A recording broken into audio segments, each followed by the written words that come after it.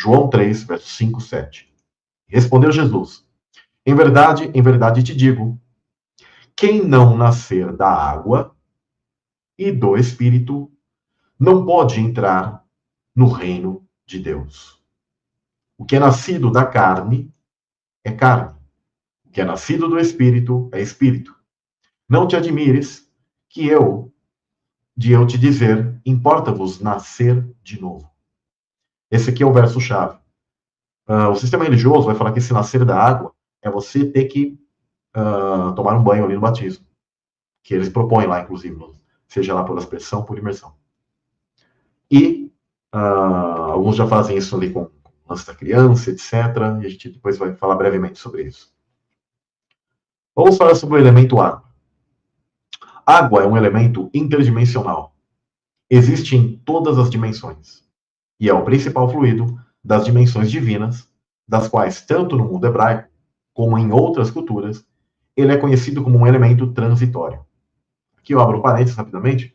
Vocês já devem ter visto muitas vezes em filmes onde eles mostram um tipo de fluido quântico ou algo do tipo, que está em algo em portais e as pessoas atravessam isso. O filme Matrix, o próprio filme do Exterminador do Futuro, do 2, onde tem aquele ser lá, tipo metal líquido, uma espécie de fluido, onde ele aparece nos lugares ali do nada.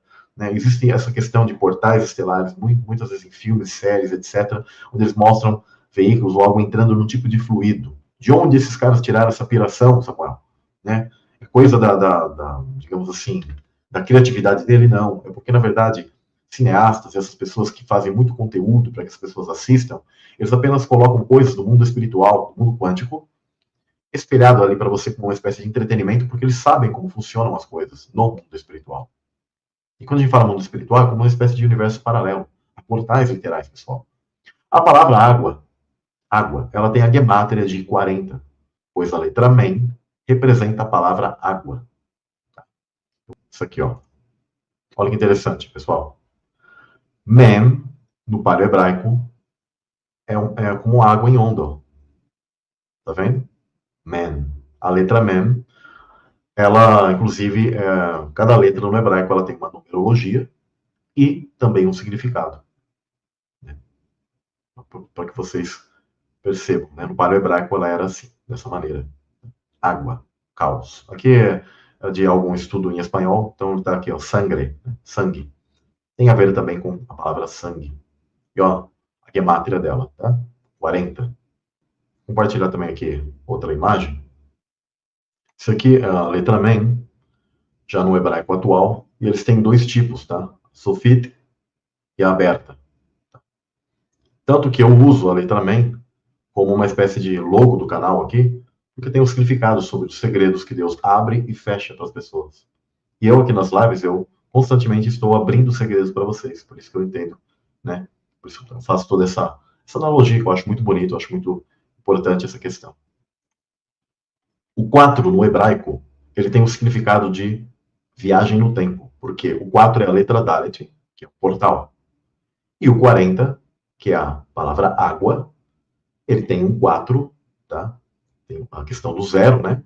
O zero ele é uma quantidade maior, ou seja, inclusive a palavra Dalet e Men é a palavra sangue em hebraico. Olha que interessante. Portal e água. Portal do sangue. Então, água, ela é completamente ligada a uma questão atemporal, como um líquido, como um tipo de fluido do mundo espiritual, no mundo físico, que ela é um portal. Então, é importante vocês compreenderem essa questão. Tá? É importante vocês entenderem isso. Isso é muito profundo, tá? Samuel, como você consegue saber esses conhecimentos? Porque eu estudo hebraico, a língua dos hebreus. E isso é a Cabala de Deus, tá? Não Cabala fajuta, de blog fajuta, de judeu, que fica lá mandando você chamar anjo. Estou falando daquilo que são as letras em hebraico, o estudo correto que você deve fazer da Bíblia, tá? Aí você vai conseguir ter esses entendimentos. Então, Dalet, com a letra Men, é o sangue, portal da água. O sangue é o portal da água, a questão da vida, onde você está aqui neste mundo. Jesus, inclusive a palavra Adam, é um Aleph, Dalet, Men. E a palavra Aleph, a letra Aleph, ela também significa o líder. O líder que adentra no portal da água, que é o sangue. Né? Adão, olha que interessante. Né? Por isso Jesus ele é um segundo Adão, aquele líder que adentrou pelo portal da água, pelo sangue, veio aqui em sangue. Todos nós, tá? Cada um de nós somos viajantes do tempo, do atemporal, isso está ligado à pré-existência, e nós adentramos pelo portal das águas, que é o ventre de nossa mãe. E fazemos essa viagem no nascimento da água, líquido amniótico. É aí que a gente começa a entender a profundidade das coisas. Que tudo aqui que eu estou falando para vocês, pré-existência, etc. e tal, são coisas que são um fato, pessoal. São um fato completo, um fato bíblico. Um fato profundo, tudo fica fechadinho, tudo perfeito, mas o sistema religioso não vai te ensinar nunca isso. Então, já começamos a entender aqui um pouco de spoiler daquilo que eu comecei no início da live, de falar que o versículo-chave, que é João 3:5-7, daquilo que quem não nascer da água, ou seja, da mãe, vir aqui a este mundo, tá? E do Espírito, não pode entrar no reino de Deus. Então, o ser, ele tem que adentrar pelo ventre da mãe. Vir aqui em sangue. E Jesus fez o mesmo processo que nós. Olha que profundo e interessante. O mesmo processo. Como humano. O que é o humano, gente? Como eu já defini em várias lives aqui, o humano é um ser celestial, diminuído um pouco menor que os anjos. Tá? Mas em um vaso, em um corpo, em sangue, em estado, participantes de carne e sangue, como eu também já fiz leitura, assim, praticamente ali uma live só sobre o livro de Hebreus e outras partes, onde também explico toda essa questão. Então você já é um viajante atemporal de sua pré-existência, onde você adentra pelo líquido amniótico. No Velho Testamento, nós encontramos muitas alusões a essa questão dessa passagem do mundo espiritual para o mundo físico. Porque todas as coisas que a Bíblia ela mostra, ela também tipifica coisas desde o mundo espiritual para o mundo físico. Por que a Bíblia usa muito isso?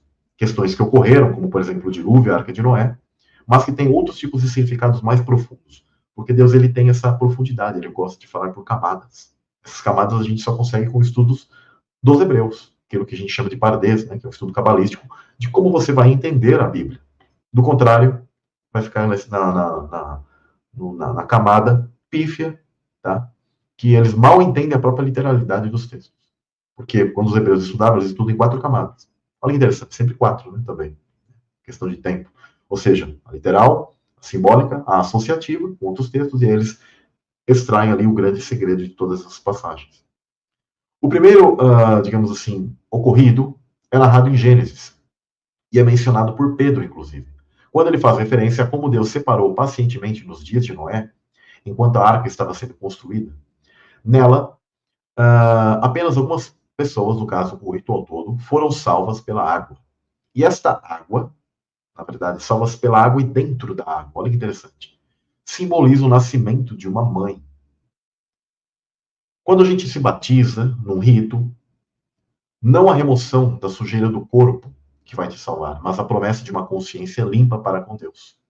Isso é o que te salva. Mas para isso você tem que nascer o quê? Antes de vir a este mundo, gente. De mulher. Todos vocês, não tem nenhum de vocês aqui que simplesmente apareceu. Ah, Samuel, mesmo que eu fui tirado do ventre da minha mãe antes e sou bebê de proveito ou algo do tipo, mesmo em algum momento você teve que estar lá dentro. Então a grande questão aqui, todos vocês são nascidos de mulher, todos vocês já passam pela água.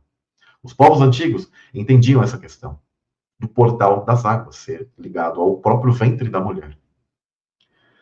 E aí, eles serão salvos pela ressurreição de Jesus Cristo. Essa questão aqui está em 1 Pedro 3, do 20 a 21. Vou fazer aqui a leitura rapidamente. Os quais, no outro tempo, foram rebeldes, quando a longanimidade de Deus esperava nos dias de Noé. Enquanto se preparava a arca, no qual poucas, isto é, 8, almas se salvaram pela água. Que também, como uma verdadeira figura, agora vos salva, o batismo, não do despojamento da imundícia da carne. Olha, é interessante que Pedro ele não foca na questão da receita de bolo, né? Do rito, que não é questão de limpar a carne aqui, mas da indagação de uma boa consciência para com Deus pela ressurreição de Jesus Cristo. Então, alguns às vezes me perguntam, Samuel, para eu ser salvo, eu preciso me batizar em alguma denominação, alguma coisa do processo? Não, tá? Ah, Samuel, mas eu quero fazer. Faça. Faça, amém. É bom, tá? E aí depois eu vou entrar no aspecto de quem quer fazer e quem não quer fazer, porque não é essa a grande questão de salvação. O importante é a mudança tua de vida. Tá? Pedro vincula a nossa salvação igualmente à história de Noé, usando as águas de dilúvio como um tipo das águas de batismo. Porque, na verdade, as águas do dilúvio elas já tipificam nós sendo imersos dentro do líquido amniótico de nossa mãe e nascendo. Noé, ele estava na arca, passando pela água do dilúvio. Assim como nós estamos em Cristo e nascendo pela Ruach HaKodesh, pelo Espírito Santo, por um tipo já de água do batismo que nós somos, mas agora sendo batizados pelo Espírito. Eu diria que hoje nós estamos passando por um novo nascimento e é uma coisa muito profunda e interessante, é como que estamos agora passando pelas águas do Espírito, pelo líquido amniótico do Espírito Santo, no mundo espiritual. A diferença é que a salvação de Noé pela arca foi temporária, enquanto a nossa salvação por meio de Cristo, através do Espírito Santo, da Ruach HaKodesh, quando nós aqui entramos neste mundo, é temporária, mas essa salvação, se nascermos da Ruach HaKodesh, será eterna, para sempre.